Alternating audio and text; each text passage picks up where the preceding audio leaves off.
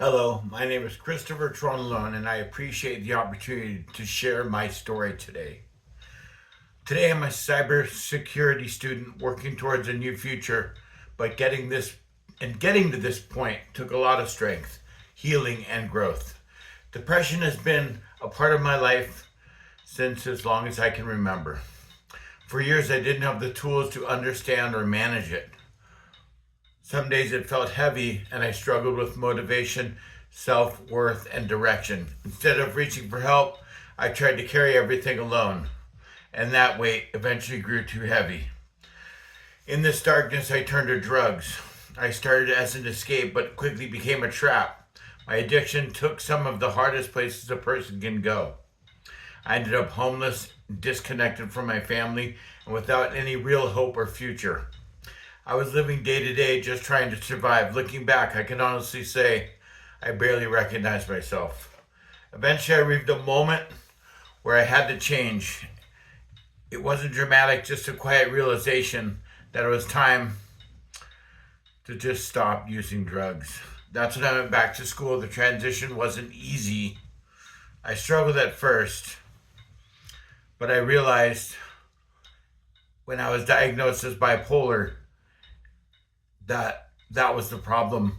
Once I started getting medical treatment and got on the correct medications, my life became a lot easier. When I first signed up for school, I registered with the Office of Disability.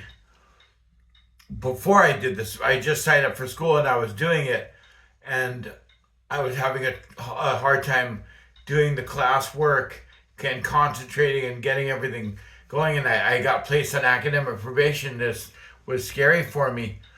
So I reached out to the Office of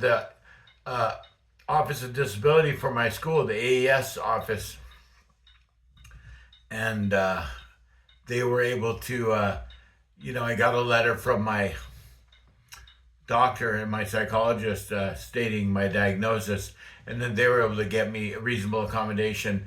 And then I also, from being on academic probation, had to take the class Introduction for College Success, which I learned how to study and be growth minded through that, and my reasonable accommodation that I got from my disability. I was able to get my GPA all the way up to a 3.2, and I'm striving to get it even higher.